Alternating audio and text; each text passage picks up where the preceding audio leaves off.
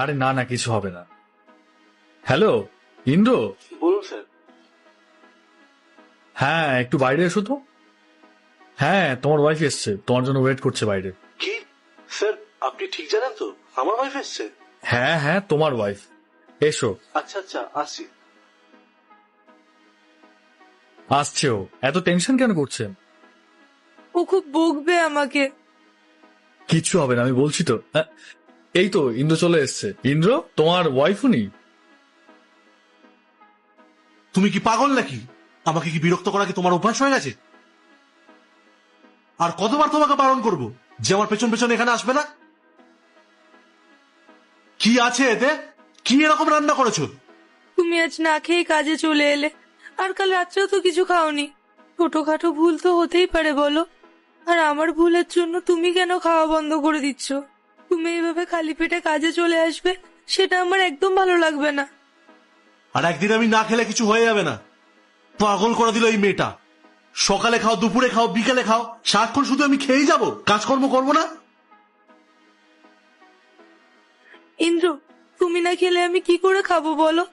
আমি কি তোমাকে একবারও বলেছি যে আমার জন্য না খেয়ে বসে থাকো? আমি খেলে তারপর তুমি খাবে? আমি তোমাকে বলেছি না নিজের মতো থাকো? আমার সাথে থাকার কোনো প্রয়োজন নেই। তুমি তোমার মতো থাকো।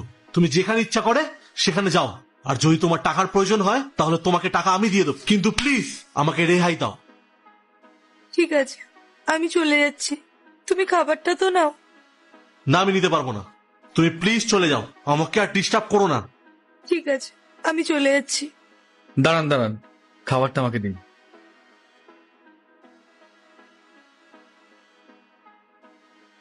এ নাও, খাবারটা খেয়ে নাও।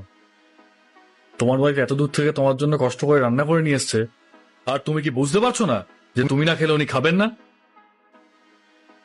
স্যার, আমি ওকে অনেকবার বলেছি যে খেয়ে নিতে, কিন্তু আমার কথা না শুনে সারাক্ষণ আমার পেছন পেছনে ঘুরে যায়। আর ও রান্না করা খাবার আমার পছন্দ হয় না, তাই আমি খাই না। আরে ভাই, ও একজন নারী, তুমি ওর হাজবেন্ড। তুমি এটুকু তো বোঝো যে তুমি না খেলে ও খাবে না। কিছু ওয়াইফ এমন হয় যে তার হাজবেন্ড যদি না খায় তাহলে সে জল পর্যন্ত স্পর্শ করে না। যখন তোমার ওয়াইফের ভাবনা চিন্তা এরকম, তাহলে তুমি কেন বুঝতে পারছো না? স্যার, এগুলো আগেকার দিনে হতো, এখনকার যুগ বদলেছে। এখনকার দিনে এসব কে করে? আরে তোমার ওয়াইফ তো করছে, এর জন্য তুমি নিজেকে ভাগ্যবান মনে করো যে তোমার ওয়াইফ আর 5টা ওয়াইফের মতো না। আর ওর বানানো খাবারে তোমার সমস্যাটা কোথায়? উনি কি ভালো খাবার বানাতে পারেন না? আপনি কি ভালো খাবার রান্না করতে পারেন না? না স্যার, আমি ভালোভাবে খাবার বানাই। তাহলে তোমার খাবার খেতে কি সমস্যা? তুমি কেন খালি পেটে কাজ করছো? তোমায় কে বলেছে খালি পেটে কাজ করতে? স্যার, কাল রাতে আমি পার্টিতে গেছিলাম। বাড়ি ফিরতে অনেকটা লেট হয়েছিল। সকালে অফিসে আসতে লেট হয়ে যাবে বলে আমি না খেয়ে চলে এসেছিলাম। এটা তো তোমার জন্য তাহলে খুব ভালোই হয়েছে যে তোমার ওয়াইফ তোমার জন্য খাবার নিয়ে এসছে। চুপচাপ খাবারটা খেয়ে নাও। তোমার তো ওনাকে তাহলে থ্যাংক ইউ বলা উচিত, আর উল্টে তুমি ওনাকে বকা দিচ্ছ। আরে কার ওয়াইফ এত দূর থেকে এসে খাবার দিয়ে যায়? আর কোন মডার্ন চিন্তা ভাবনা নিয়ে আছো তুমি, যে ওয়াইফ হাজবেন্ডের কথা ভাববে না, হাজবেন্ড ওয়াইফের কথা ভাববে না, হাজবেন্ড অফিসে থাকবে আর ওয়াইফ অন্য জায়গায়? এটাই চাও তুমি?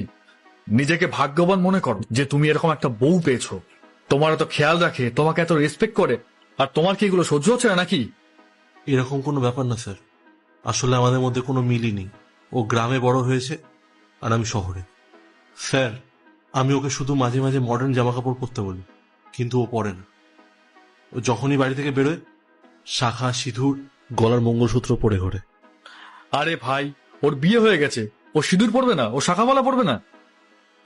আর ওর মধ্যে যে ভালো জিনিসগুলো আছে সেগুলো তোমার ভালো লাগছে না, আর তোমার মধ্যে যে খারাপ জিনিসগুলো আছে সেগুলো তোমার চোখে পড়ছে না? দেখো, উনি তোমার ওয়াইফ হন, আর ওনাকে তুমি সবার সামনে অপমান করছো, যা ইচ্ছে তাই বলছো। উনি তোমার স্ত্রী হন, আর স্ত্রীরা ঘরের লক্ষ্মী হন। উনি চলে গেলে একদিন তোমারও কিছু থাকবে না, মনে রেখো। হ্যাঁ স্যার, আপনি একদম ঠিক কথাই বলেছেন। আমি আমার বন্ধুদেরকে দেখেছি, ওদের বাড়িতে ওয়াইফ থাকা সত্ত্বেও তারা বাইরে এক্সট্রা ম্যারিটাল অ্যাফেয়ার করে। ওদের প্রতিদিন বাড়িতে অশান্তি হয়, ঝগড়াঝাটি হয়। কিন্তু স্যার, ও এরকম না। ও খুব শান্ত, খুব সহজ সরল। তাই আমি এটারই সুযোগ নিচ্ছিলাম। আসলে কাজে সারাদিন প্রেশার তো, বুঝতেই পারছেন আপনি। তো কি এটা জরুরি নাকি যে সেই রাগ তুমি ওর উপর বাড়িতে গিয়ে দেখাবে? কি বলছো তুমি এসব? Sorry sir. যাও, ড্রাইভারকে গিয়ে বলো ওনাকে বাড়িতে ছেড়ে দিয়ে আসতে।